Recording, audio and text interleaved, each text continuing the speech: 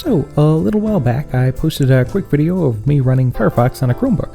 Chromebooks themselves are somewhat limited in what they can do, obviously, but ultimately they're actually full-fledged laptops under the hood, and you can, believe it or not, leverage that by installing other operating systems onto them and just using them as a normal laptop. Now, I know that Gallium isn't the title of this video, and it's mainly what I'm focusing on, but you can actually have a number of options here. Gallium is just a version of Linux, based on Ubuntu, which in turn is based on Debian. And if you're interested in going through this, but you're unfamiliar with Linux and that all sounds confusing, you really don't need to worry about that.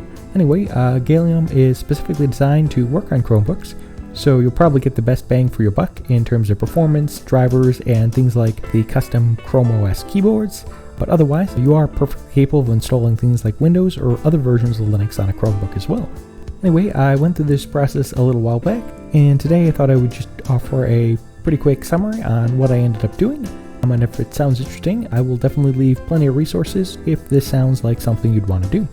Anyway, the only caveat here is that it will require a touch of technical know-how. Depending on the Chromebook, you may need to change the firmware on it, which definitely looks to be really difficult and technical at first, but is actually a pretty straightforward process once it's actually laid out. The YouTube channel DB Tech did a great video on the process, and the Gallium Wiki has a page dedicated to listing out which Chromebooks do and do not need firmware updates, so I'll definitely leave links to those resources. Anyway, a month or so back, I went through this process and again thought I would just offer a quick summary of what I ended up doing. Like I said, I won't cover everything in depth from start to finish, but it should give you an idea of what to expect if you find this process interesting. Anyway, what I personally did was go on eBay and look for used Chromebooks, which is how I ended up getting mine for $35 plus tax. Now, obviously, you don't need to buy a used Chromebook, though of course, if you're buying it used, like anything else, you're going to want to make sure that it's in good condition and/or that you can live with or fix any defects. But anyway, regardless of whether you're buying it used or not, once you find one that fits your budget and looks decent, you're going to want to look into what can be installed on it. Even if you plan on installing a different operating system other than Gallium, you're definitely going to want to check out the Gallium compatibility wiki page, which again, I will leave a link for, and see what its compatibility is.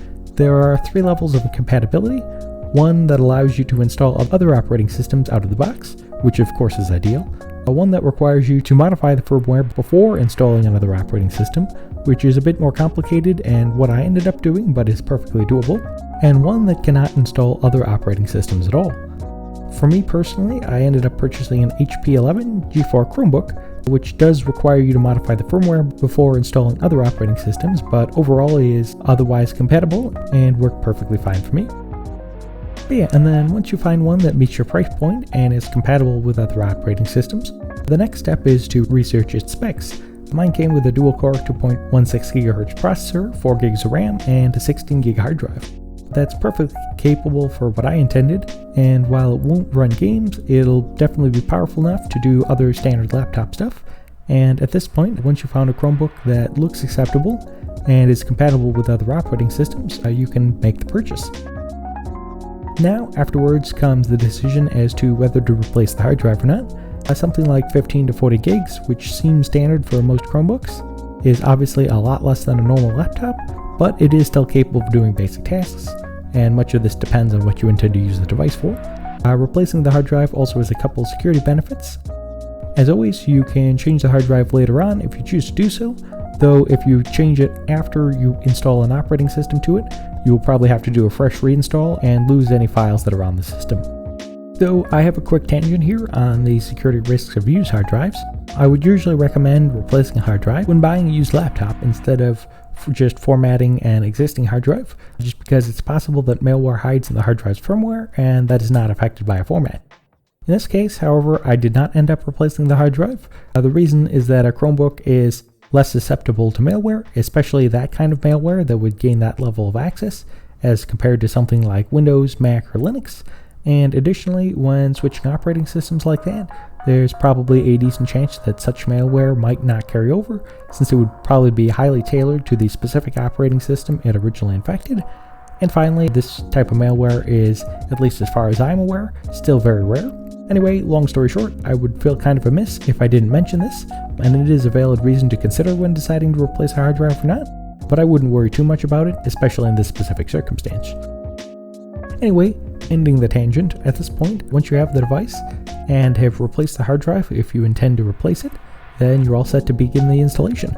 At this point, if you need to modify the firmware like I did, now would be the time to do it. Again, I would highly recommend checking out DB Tech's guide, which again, I'll leave a link for. Now, once the firmware has been replaced, or if the firmware never needed to be replaced, you're ready to begin with the installation. If you're installing Gallium, definitely return to the wiki page and determine which installation file corresponds to the CPU, and download that specific file. And if you're installing Windows or another version of Linux, then just download those specific installation files.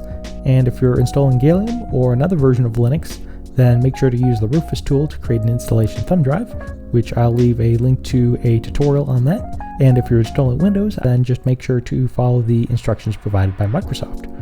Anyway, with the installation media made, turn on your Chromebook and enable developer mode, reboot, and boot to the installation media you just created. This may vary from device to device, but again, I recommend checking out DB Tech's guide and/or checking out any manuals you got with the Chromebook for the right key combinations to boot to a custom media. Anyway, at this point, you're going to want to go through the installation, and assuming you're installing Gallium or another version of Linux, you'll get asked the usual questions such as time zone, keyboard layout, and where to put the operating system. Make sure to select the hard drive, etc., which should all be pretty straightforward. Additionally, you'll be asked things such as how the installation should be completed, which unless you're dual booting or doing something else unique, definitely make sure to use the entire hard drive. Whether to use encryption, which I highly recommend, and for root password and such, which is just a password required for administrative tasks, which is just a security feature. And if this project sounds interesting but you're unfamiliar with Linux, I'll definitely make sure to link to a guide on the basics, just so you can get a quick overview of that sort of stuff, because once it's explained by someone who's better at explaining than I am, it should be fairly straightforward and easy to understand. Anyway, once the installation is finished, it's all set. What you can do with the device depends on, obviously, a little bit on what device it is, or whether you replace the hard drive and what your intentions are. But, of course, you can do everything a Chromebook can do, accessing the internet, services like Google Docs, Microsoft Office, email, streaming services, online shopping, etc. And beyond that, however, you can actually run just standard Linux software. Office suites like LibreOffice allow you to compose documents offline and in a more private manner than any online-based suite. You can run specific software like GIMP or Audacity to, manage video files or audio files and stuff like that. You can run lightweight games such as Unciv or game emulators, run communication software like Thunderbird for email or XAMPP/Matrix/IRC clients, open offline books and video files, and plenty more.